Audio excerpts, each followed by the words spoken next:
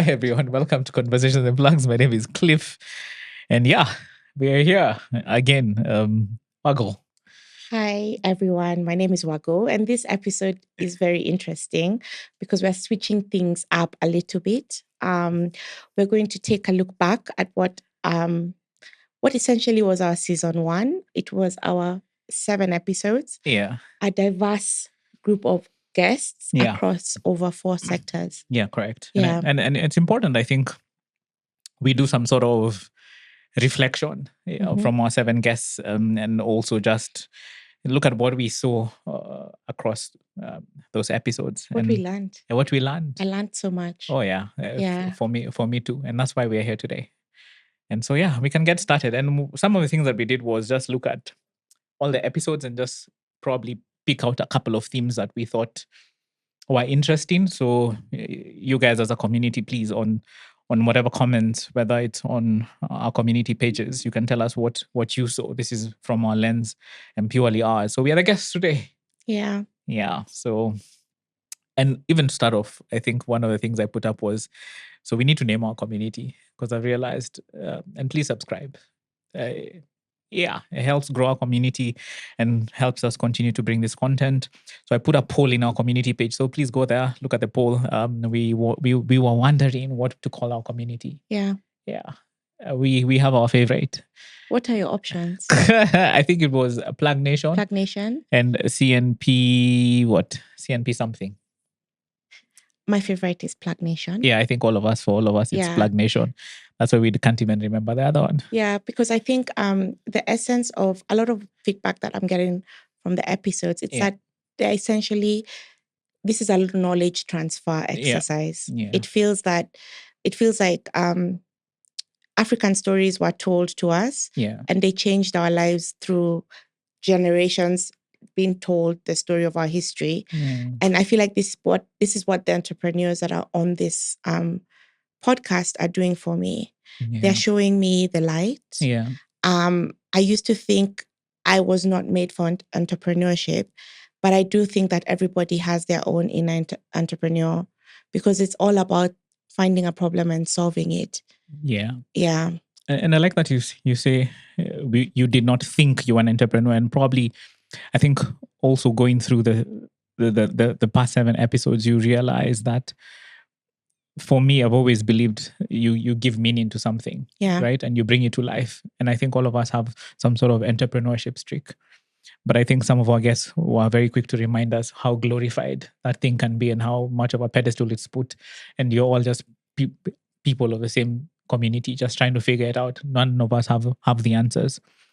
So lots to reflect on, especially when it comes to season 1. Yeah. Or actually, you don't want to call it season 1. I think it's just the last 7 episodes. The last 7 episodes, because we have more coming, and can't wait to see how that goes. And we've grown.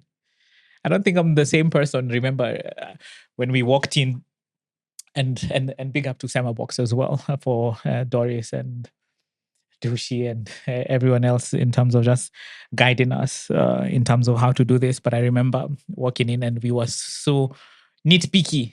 Hey, what background? Where do we sit? Yes. And are you sure you can hear us? Yeah. Have you pressed record? Absolutely. So that was pretty cool. And I think, do you remember what they told us? Be authentic. Be authentic. Yeah, just be you. Just flow. Just flow. And that has been, I think, that what has been carrying us all along. So that's been cool. I actually want us to take it back. Yeah. Because you said when we walked in, and as I was reflecting on this, I do feel like this is a bit of an entrepreneurial journey. I found you along the way. I remember the first time you told me about what you were thinking of doing. Yeah. I just felt like there was an instant connection. Yeah. But it's based off our desire for a better Africa. Correct. Yes. I remember I texted you earlier and I was saying sometimes I have felt my vision for Africa has been lonely because I'm not sure other people feel the same way I do. Yeah. But what has come forth is that there are so many who are looking forward to a better Africa and they're building towards it. Yeah. Yeah. And at the heart of it is just finding your kindred, I think, and your community. Because I remember also and big up to everyone, because sometimes what happens is you might have an idea, and even just looking at the themes for all the guys who've been here is they're just in there doing stuff. Just start. And that's usually the biggest thing. And it's so funny because I think took one of our community people, Grace was just like, Cliff, this is an amazing idea. And Grace is just like, so this is what we're going to do, Cliff. And we got moving. So big up, Grace, for lighting a fire and then just taking those initial steps. And then you know what happens is when you take a step, what happens? Another step shows up. Absolutely. Yeah. And there's a thing that I think within the people in our circles I've been hearing say is like, just step in, and then what happens? God will provide angels, helpers, sponsors.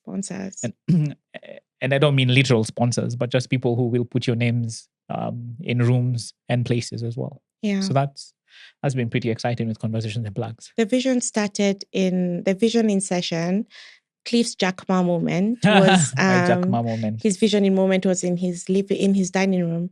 You baked your Joy, his partner, baked and cooked and gathered us all together.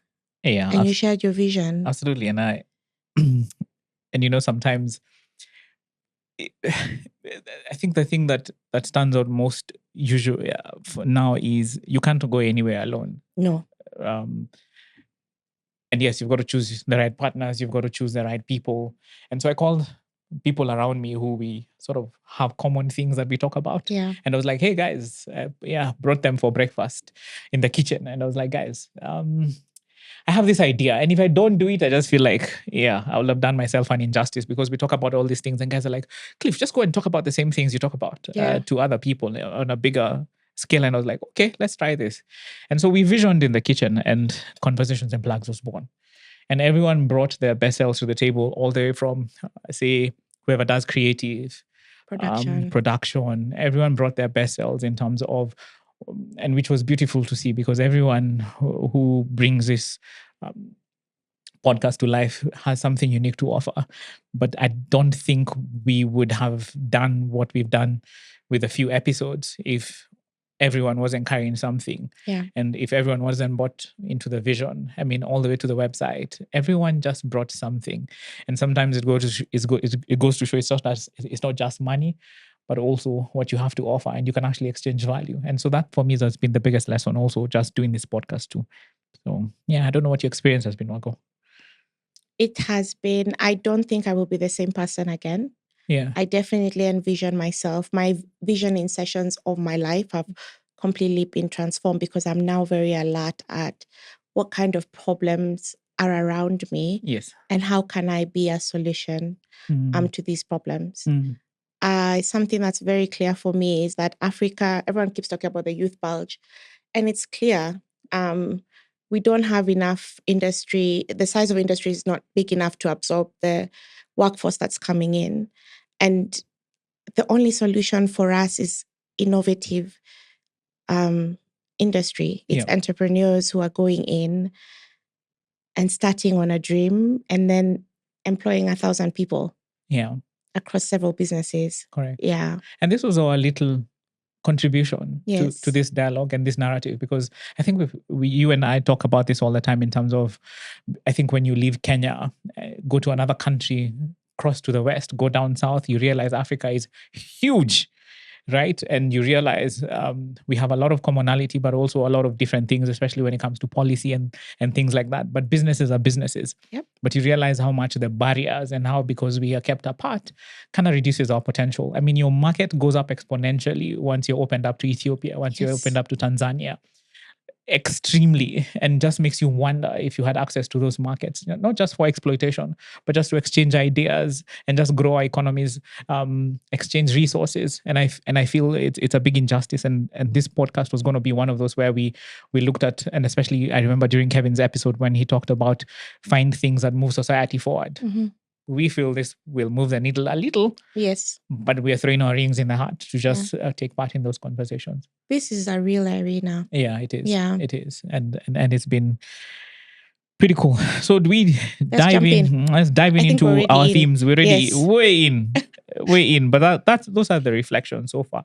And I think it's been a very, I'm not the same, by the way. Like I feel every episode was different, was personal, and most of them are validation in terms of what we're doing. And also from the guys who've been listening to us and watching us, amazing, because you all were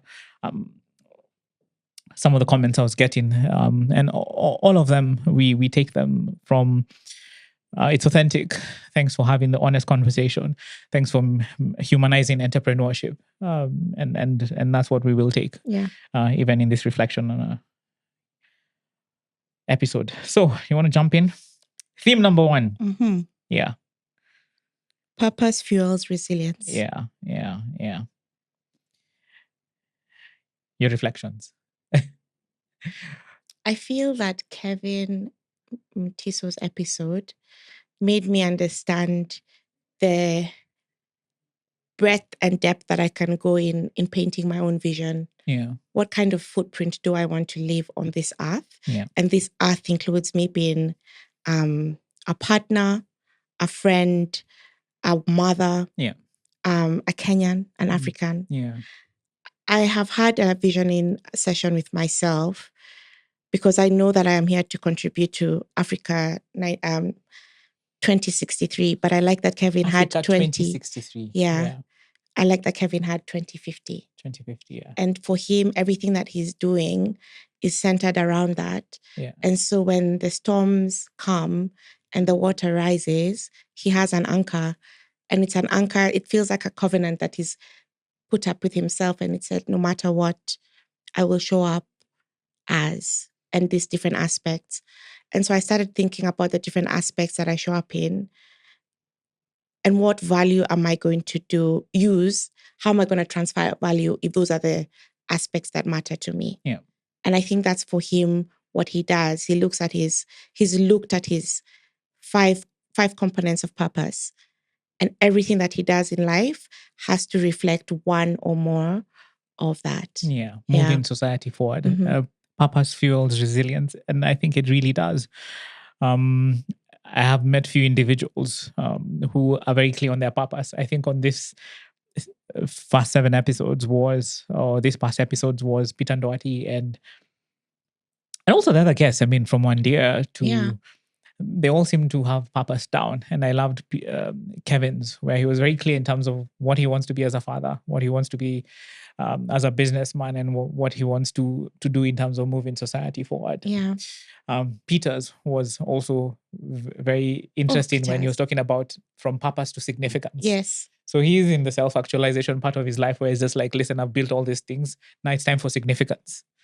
And that was eye-opening in terms of the different stages everyone is in their journey. So I agree with you. Purpose does fuel resilience in business. And yeah, absolutely. I remember Peter's episode where he said, and I remember even there was a point where we were like, Peter, this beginning that you keep talking about. Because he says when he's thinking of a business, when he's ideating, he's already ideating the board of directors and what archetypes these board of directors need to be in. Like, do they need to be African? They need to be African. Do they need to be Asian descent? Yes. Because there's a market that the person of Asian descent would probably open up to Peter. Yeah. And so something that's very clear, and I think we have said it in probably more than 4 episodes, is when we're ideating our businesses, we can't ideate small businesses.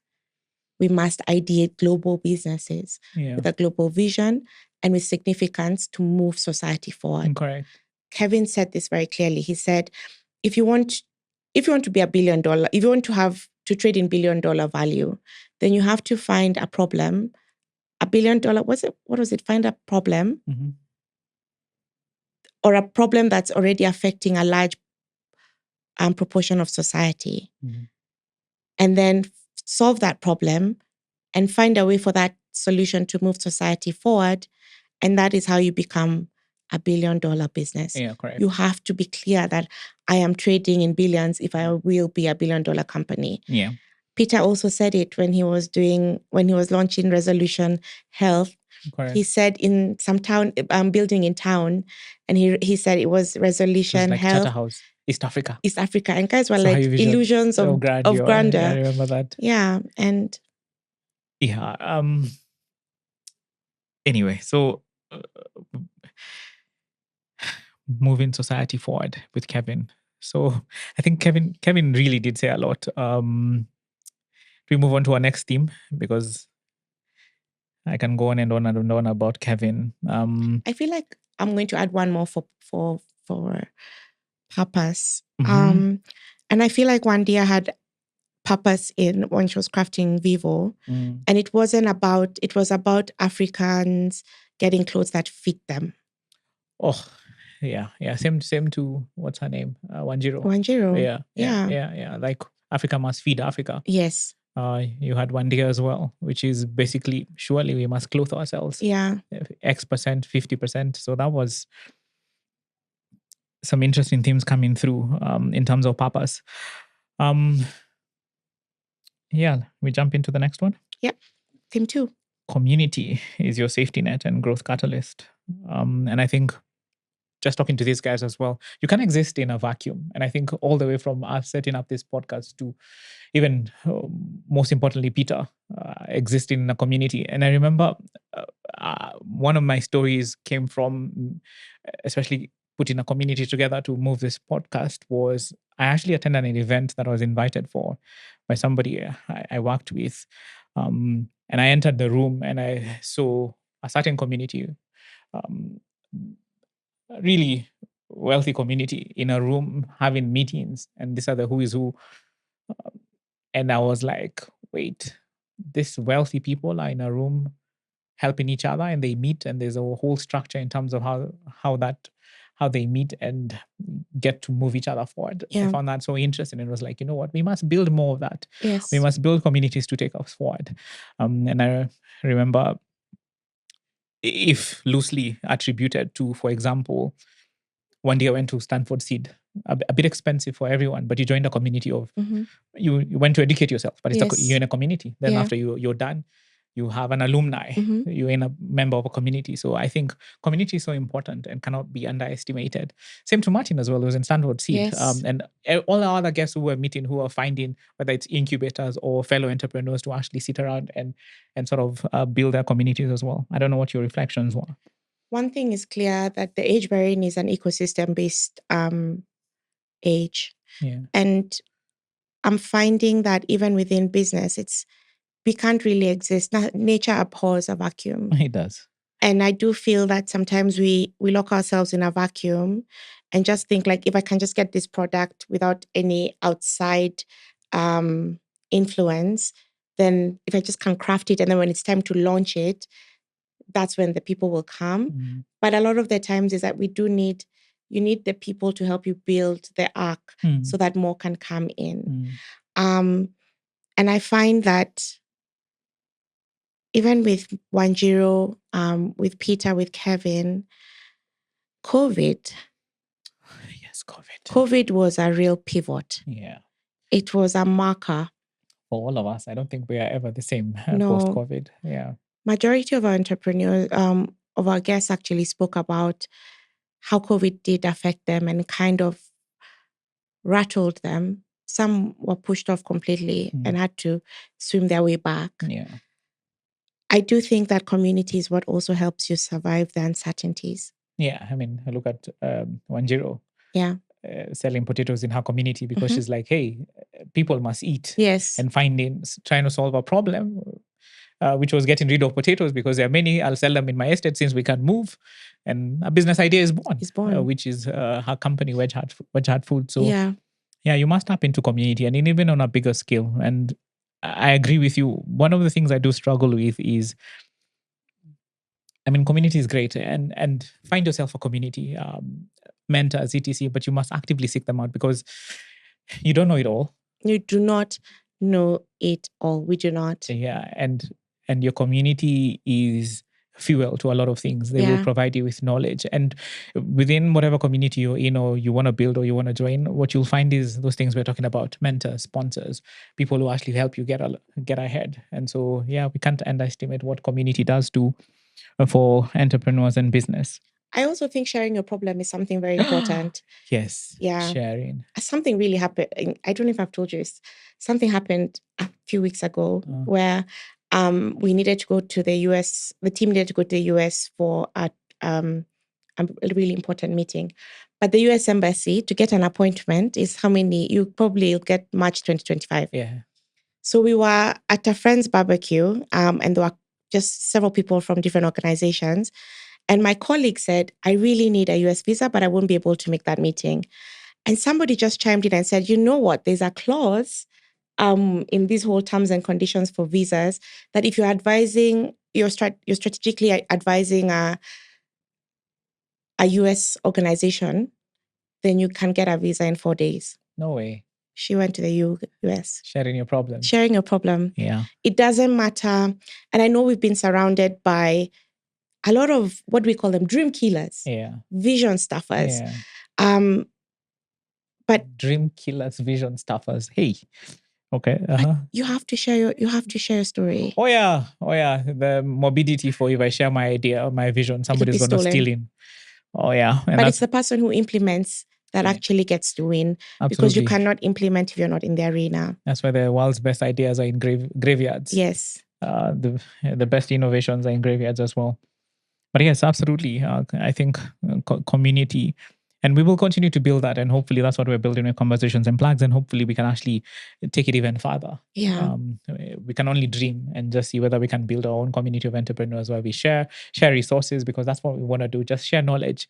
Because I feel even addressing some of the systemic issues that we were talking about, when I look at some of our guests, a lot of them were punctuated by them seeking knowledge. Yes. Getting into places where they can actually find that knowledge and exchange ideas and exchange value.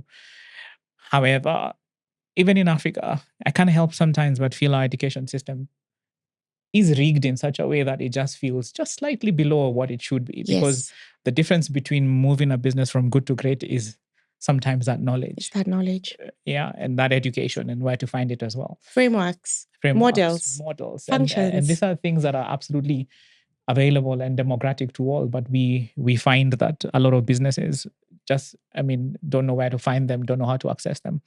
And hopefully we can actually help or just point guys the right way. We don't have it all. We don't have all the answers, and hopefully our community can help us build that as well. Yes. We plan to build economies around these communities.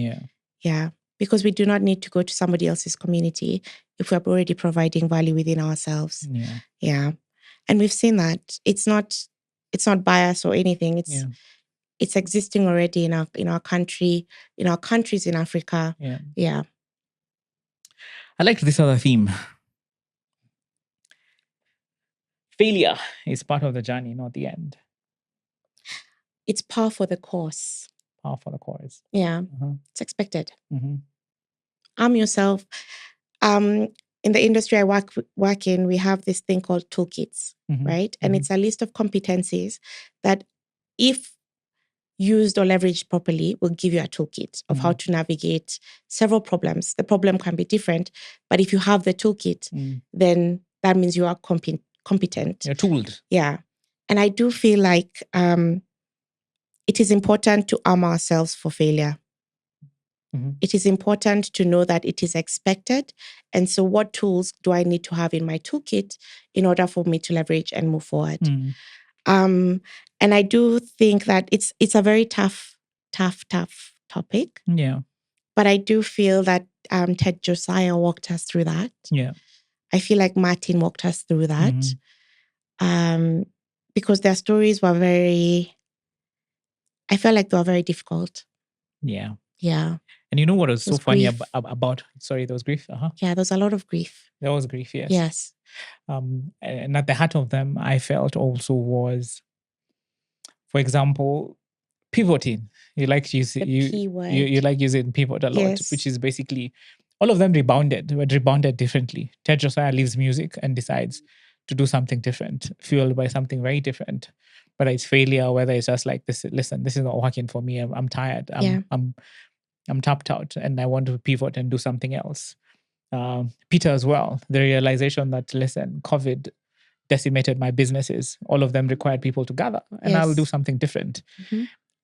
But that's so interesting, because what you're seeing as failure to them was like, listen, I'm going to pick what I have and I'm going to put my energy elsewhere and just move it to where it needs to go. So agility. Yeah. And I guess that's like the toolkit. Those are the things that probably are required in an entrepreneur's toolkit. Of how do we navigate how do we, you can't really codify resilient, but there's a way that you're able to leverage resources. If it's signposting, I love signposting around the internet. I don't have a solution I don't have capacity to absorb this body of knowledge right now, but can I remember where to get it when I do require that education? Peter calls it school fees. School fees. It's where you cut your teeth. Your fees in an industry learn. Yes. And what I feel is the value of time, because failure sometimes is interpreted a lot, especially in my generation and below. I'm a millennial. I do feel like sometimes we feel like it takes too long. Yes. But wealth takes time, because wealth take time.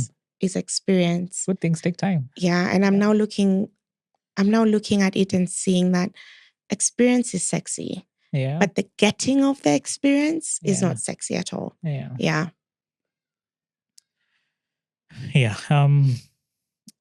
Failure. I find it very interesting. One of the things that, and especially, we don't claim to understand or I know entrepreneurs go through a lot. And I think that's what's usually put there in terms of people want to shy away from it because of the problems that comes with.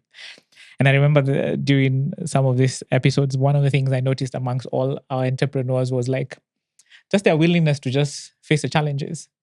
It's like, listen, let's get our KRA have come. dirty. Okay, let's deal. Yeah. COVID has come. Okay. It's tough. It sucks. But listen, let's us get in there and just do it. So I found that very interesting also. And especially when you talk about failure, and probably we need a new definition of failure, because I remember Martin's best quote around how failure is a privilege. It's a privilege. Yeah. So that was interesting. Failure is a privilege. How privileged are you that you're in a position that you can actually fail? And maybe it's also just embracing and just reframing and just saying like, listen, it is failure. It's tough. It sucks. But it's not about... It's not why me. Yeah. It's how might I? Yeah. How might I leverage this situation? Yeah. In obscurity, I feel like that's where Kevin's 5-point purpose came from. Failure. Yeah. Or whichever you want to call it, failure, label it. Yes. And sometimes it's just being grounded on the runway. Yeah. Yeah. And Kevin is a good example of losing everything when you're funded. Even down Peter, to your bare bones. And Peter too. Down to your bare auction. Yeah. And it's so funny how he reframes, and all of them reframe, and they're like, okay, so now is this the worst that can happen? Okay, let's move. Let's build it. Shut down her business. Correct. It was 10 days. Correct. But those are people's livelihoods. Absolutely. Yeah. Yeah. So that was good. No, that was failure is not the end. It's just a pivoting moment, or how you decide to. It's a point of reflection, actually. Yeah. It's how a plane takes off the runway. When you watch a plane taking off the runway, it'll move. It's very slow. And sometimes in life, you just think, I am moving too slowly for the potential that I have in the skies. Yeah. But it goes and then it stops. Yeah. And then for a moment, it looks like this thing is not going to leave the ground. Yeah. And then it just takes off. Correct.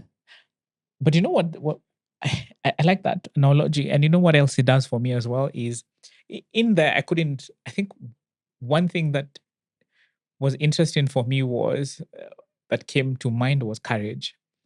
Because just listening to Peter talk about like, listen, that hey, Kere came, okay, big deal. Yeah. I think one of the things that I got was this thing for just do it. I mean, what's the worst that can happen? you're not getting out of here alive anyway. So you might as well just try it. And what I liked about that episode was Peter just gave me that confidence to just do. Like, close your spa. It's gone. It's next. Gone. COVID comes, COVID goes. Okay, next. Close your airline. Do you remember he owned an airline Make at one bad point? mistakes. Bad mistakes. Make bad mistakes. Invest in businesses that you haven't paid fees for. Yes. But learn and learn. Yeah. I do think then community does come in failure. No, it does. It does. That's our tool. Yeah. And I like this other one here. Adaptability is a key to staying relevant. Yeah. Adaptability. When I think of that, I think of Ted Josiah. Ted, yes, absolutely. He's a man who has reinvented. I wouldn't say reinvent, because reinvent means that you kind of, I feel like he's evolved, because I feel like evolution uses the past learnings, Sinjatropus, Homo sapien. Yeah. It's an evolution. It's evolution. We're using this to make that. And the species that does not evolve will die. Becomes extinct. Yeah. Yeah. You're out. Yeah. And gone. I feel, what's so interesting about Ted? I think when we introduced his episode, we described him as a creative genius. Yes. And that's exactly what he's at the core of his being is creative. So whether it's in music or whether it's in Joka, in terms of what vision he has, and what I was really impressed by as well when we talk about community. And for me now, when we jump into the larger African continent, we have a huge community of people across the continent and globally. And I loved how Ted introduced one thing: the black market. The black market. And it's BLAK, right? Yes. Market. Yeah, the black market that he talks about in terms of, if we were to tap into the black market for our goods and services, that would be amazing. In terms of creating our own billionaires and things like that. And it's 2% of 2 billion? Yeah. 10% or 2% of 10 billion. Yeah. It is a huge market. And a lot of people who are espousing that for me are probably Wandia, who's taken a Vivo fashion brand and now she's opened her shops in Atlanta. So we must get her back here to just talk about that, which is amazing. I mean, you've transcended borders. And why? Because why not, actually? Why not? I have a problem. The clothes here don't make sense. Let me start something. And look at Vivo fashion. Yeah. I do think, let me bring in evolution here. Yeah. It's very surprising when we've spoken to a lot of our guests. They're standing on the shoulders of the many people that came before them. Yeah. Wandia's father was an economist who did not a tomboya airlift. So we're talking about a different kind of education system. Yeah. But when he came back with a clear goal that he's coming to transform trade. Yeah. And he really disliked mitumba clothes. Correct. Yeah. And it's so interesting because I'm a mom of 2 daughters. And I'm now starting to think about the seeds that I plant in them that I probably will not watch when they're fruitful. I won't watch the full tree. Yeah. I'll never eat off the fruits of that tree. Yeah. But somewhere in heaven, you'll never enjoy the shade of the tree. I will never enjoy it. And I think it will be a privilege to do that, to never enjoy that. Yeah. Because that means that I have left them alive. Yeah. And I do feel that Wanjiro's grandfather was an agriculturalist. Yes. He could have been the Minister of Agriculture. Yeah. Her parents were agriculture extension officers. Imagine that. And she's selling what? She used to sell? Yeah. When you used to work with her? Oh, merchandise. She used to sell merchandise. She's selling merchandise. Her ancestors. She was hustling, yes. Are in agriculture. Correct. Sometimes people are just going through different things. And maybe it's they're being called to back. Just come back and continue this trade. And that's a very interesting theme, because one of the things I looked at, and I think we started seeing patterns, was the influence that your parents have on you. Peter, son of a butcher, started doing books when he was 14 years old. Butchery. Wandia, the father hated mutumba clothes. Yes. Right? Yeah. And she's provided a solution for that. Wanjiro, same thing.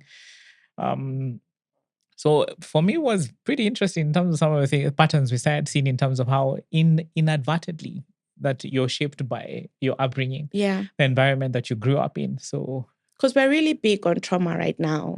And sometimes it's also positive trauma. Yeah. It's the fact that Evolution. you probably went through enough stuff when you're growing up for you to be resilient. Correct. When others are falling, you're wondering why I'm still standing. Yeah.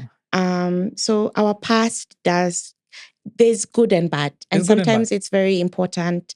I remember after when we started seeing this trend, I went back into when I was journaling and just started looking at what's around me. What did I grow up around? That I'm just like, meh. But what if that's the gem that takes me to the next level that I leverage? Yeah. Yeah. I think we put out a clip on TikTok for one day. Yeah. And one of the things she was talking about is generational trauma and how she likes to see generational trauma, which is, I know we're still talking about evolution, how she chooses to see generational trauma differently, right? And what she was saying is she likes to see it as you take also the wisdom, yes, and the knowledge from that generation. However, I think some of the stuff I started seeing on TikTok was guys were just like, listen, generational trauma is crazy wicked. Not only do you take wisdom as well, you also have the demons from that generational trauma. And yeah, very interesting takes there around how people evolve. But I think overall is we all choose our journeys. We must work on ourselves, and we must choose whatever path we need to choose, because we bring all of those things to the table. All of our people are here with us. Yeah. Absolutely. Yeah. And was it Toni Morrison who I had say, or was it Maya Angelou who says the same thing, that you are the sum of your ancestors, everyone who went before you, and you came that way, the good, the bad. Yeah. And I know sometimes it can really screw us up as individuals. And we have a lot to work through, and we see it. And isn't it funny? Let me ask you a question, because I think one of the things I have observed as well is a lot of I have seen businesses where the businesses are the owners, and that's what usually happens, isn't it? Yes. So you are not two different individuals. You're the same person. Yes. So if you're nasty out there, you'll be nasty in your business, and it's the same personality. And that culture will translate. Absolutely. And you haven't dealt with that stuff, it comes. So I think probably those are some of the things that people need to work around and just be aware, because you're never two different individuals. You are who you are. You can't be different at work and different at home.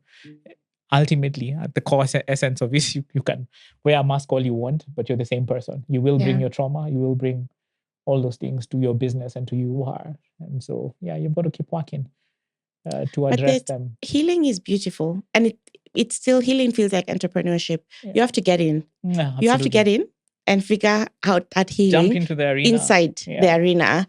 You can't heal from afar. No, you cannot. Yeah. The next theme that I really liked was around innovation, personal growth, and social impact.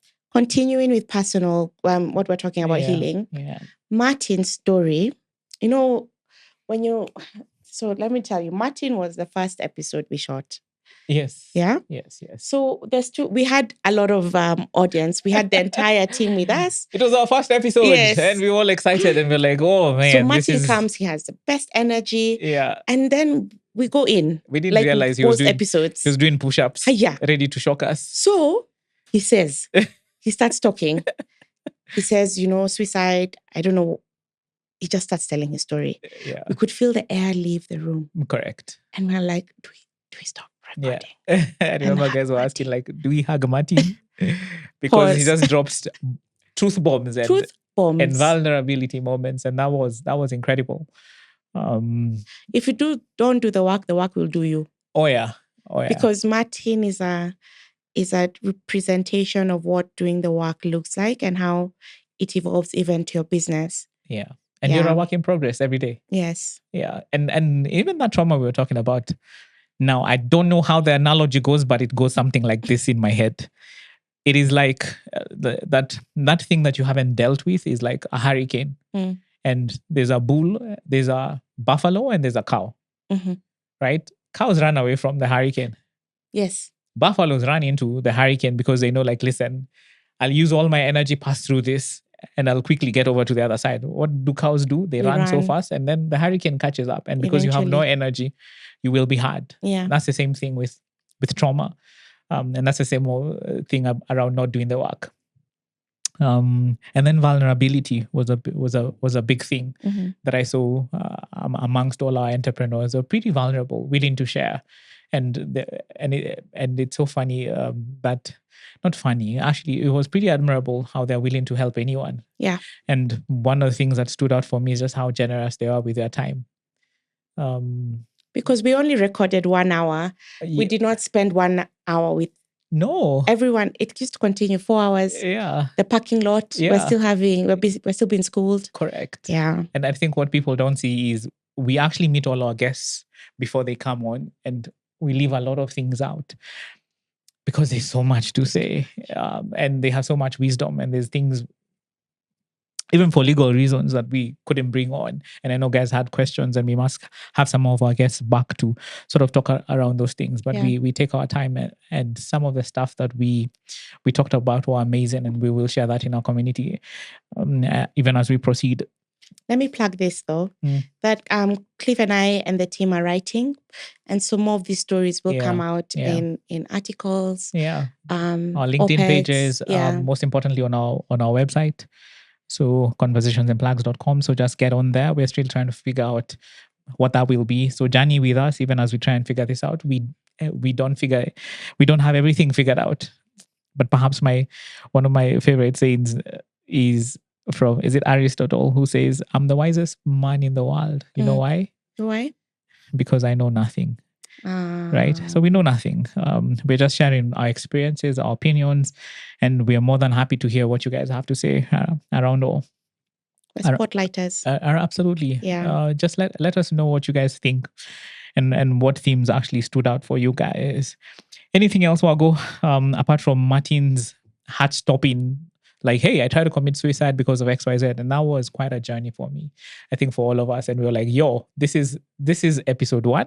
This is gonna be lit. You have taken us. He took us. He left. He even asked us. He asked us, guys, are you sure you want to do this? And then I was like, yeah. Just talk. We're here. Yeah. Oh my goodness. It was amazing. What stood out for me is that none of our guests doing business just to do business. There's impact attached to that business. Yeah. And I think then that casts a wider net. Yeah. That's Peter's quote when asking guys, why do you want to get into business? I want to make money. Yes. Still, that's really the funniest highlight of the season, because that's true. A lot of us want to make money because it is, isn't it? Yeah. We've also seen the models of entrepreneurs in our space, and sometimes it's just, money is beautiful, money is amazing, but money is a tool, and you'll get the figure, but you haven't. What happens after? Yeah, then it just becomes empty. Yeah, because so you want a private jet. Okay, then after you get so it, where are we going with this private? Okay, you've gotten it. What do you want to do with it? Yeah, then guys will argue, but you don't have it yet. So anyway, we can go on and on and on. I think purpose is important. And another thing that stood out for me was wisdom and knowledge. That these guys had really paid their fees, right? And I say that analogy, I think, was used by Peter a lot. Learn the business, learn what you're in. For example, when you say different models of entrepreneurs, I agree with you, because I mean, if you look at how Peter has looked at his value chain in terms of the businesses that he's in, he went into distributorship. It's like, listen, I've got to have an agnostic business that does not necessarily, not distributorship, but he started investing in businesses that do not require people to gather. Yeah. Because, I mean, he was in sports. You can't shoot sports anymore in COVID, right? He was in events. No more people are not gathering. Yeah. Right? Right. And then he started building his distributorship business where people must drink. So he's not in charge of the drink, no. I'll just help you get your product to market. And that's all I'm responsible for. Yeah.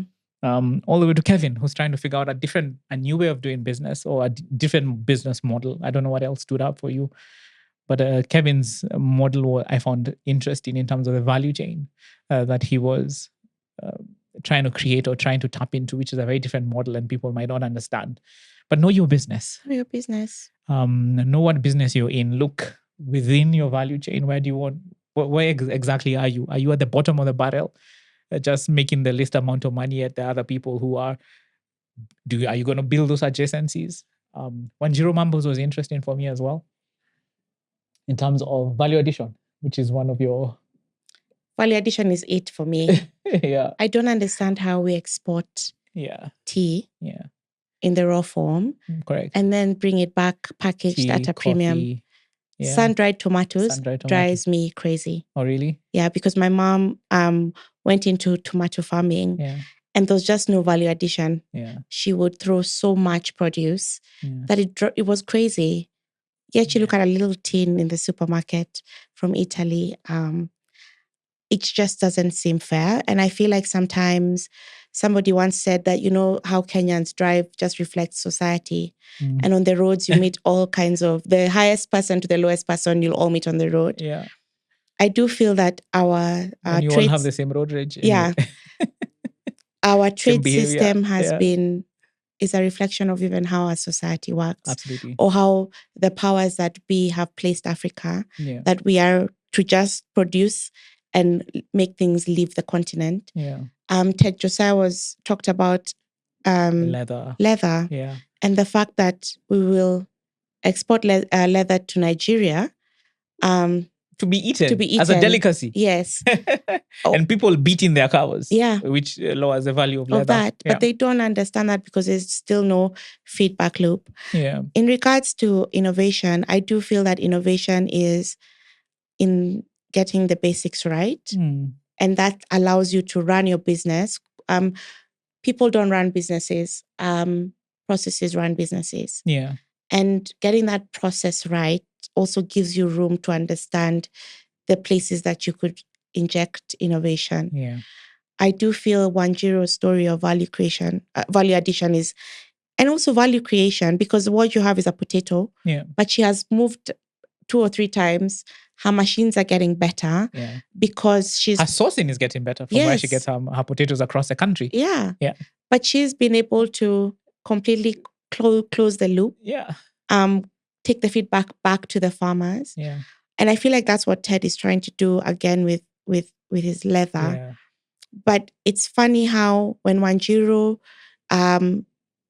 just cuts up a potato, increases its value by almost 200, 300%, Ted makes a bag in Kenya and tries to export it to Europe, and the margins are insane. Yeah, absolutely.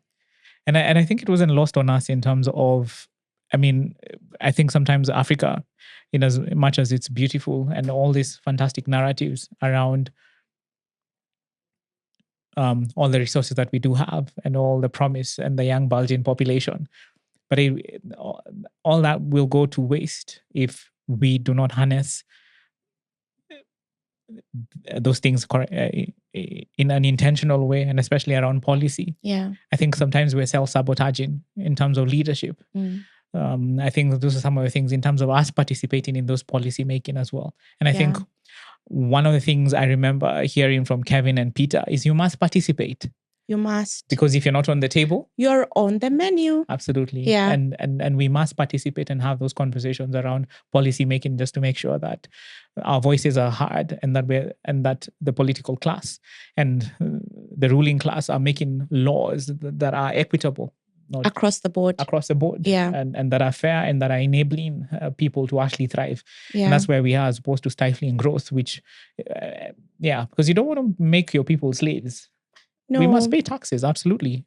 But you don't want to make your people slaves. You want to make sure that you're giving people conducive environments to be creative, to be innovative.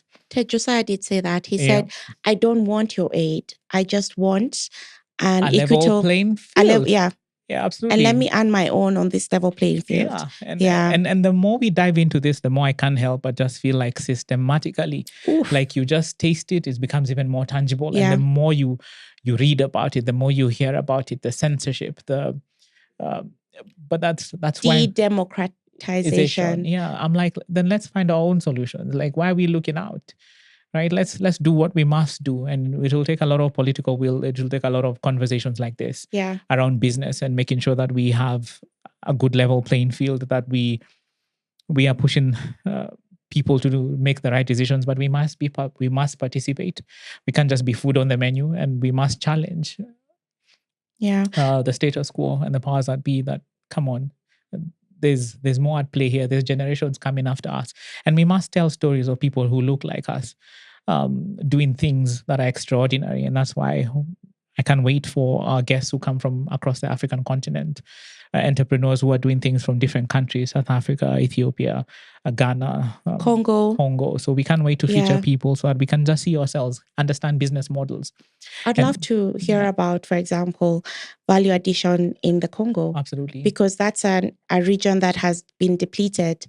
And what does value addition look like right now in Congo, and what's happening on the ground? I would like to know what the Francophone market space looks like and feels like, you know. I feel that Africa has been fragmented for too long, and it's time for us to just unify. It's time for us to unify beyond this Google Translate, guys. We will work it out. But what is clear is that we are the solutions to our own issues. We must. We must. And Martin talked about this story of this funder that comes to a rural village in Kenya and says, "You guys don't have water. I'll build you guys boreholes closer to your village." Yes. Come back, monitoring and valuations. 3 years later, the ladies are not using the water because what they knew that the long trips away from the village was therapy. That's when we can go and vent about our homes. But I had another addition to that story. Also, why it stopped was that the women were getting too many children because their partners were seeing them often around the home, and they're like, "Listen, why don't we continue?" So guys were measuring the wrong indicators. Yes. Okay. And so what I know is that positioning is something that's very critical. Correct. And explaining positioning is you don't walk into a problem and start to think that, oh, just do it this way, X, Y, and Z. And there are people already in the industry who already know how things run. Absolutely. So position yourself means market fit, product market fit. It means doing mapping and understanding your customer, understanding your business, and fully personalizing your business. What does your business look like? How does it eat? How does it serve people? Eat in terms of resources and everything. So I just feel like we're onto something, Cliff. I think so too. There's a wealth of information here, and we'll aggregate it. Yes. We'll write it up for guys. All the concepts that we've discussed here, we're looking to just sort of curate that for the community. Please share sources. Tell us what you want to hear about. Who do you want us to be our plugs. PlugNation. Plug us. Just tell us what you guys are thinking. Sharing resources. We will put up. Our vision and our dream is to put up some sort of resources for everyone where you can actually just come and just pick up some of the concepts we've talked about. What is a process? How do you set up a process for a business? And hopefully build a community around it. What is a business model? How do you evaluate it? What does it look like? What does it taste agribusiness like? What's value addition? What's value addition? What is a value chain? Yes. How do you supply chain? How do you determine what your value chain is? And how do you know? What are smile curves and all those fantastic jargon? And so we're hoping to share the knowledge based from what we know and also crowdsource that as well, so that we can share with the community, so that we all have a repository of where we can actually find these things around business models and get help where we need, and then build other things. We are still in the vision stage, so join us in our community and let's see how this journey evolves and how we move. But what we're clear is that we're staying on course. Yes. And we're continuing to spotlight African business stories. And we're watching them come to life. Absolutely. Through you. Through the guests that we host. And we hope to bring our guests back as well. So if you have any questions for any of them or whichever guests you guys want us to bring back, we will bring them back. But we do have plans on just coming and just talking about other things, because we felt an hour was was short. Yeah. Because every time we were just about to get into like deepen the conversation, the 1 hour was off. So we will keep bringing them back to discuss different things. So yeah, be on the lookout for that, and give us your suggestions, your comments. And then let's see how we move this community along. But we're pretty excited for what comes next. We'll keep going. We'll keep learning.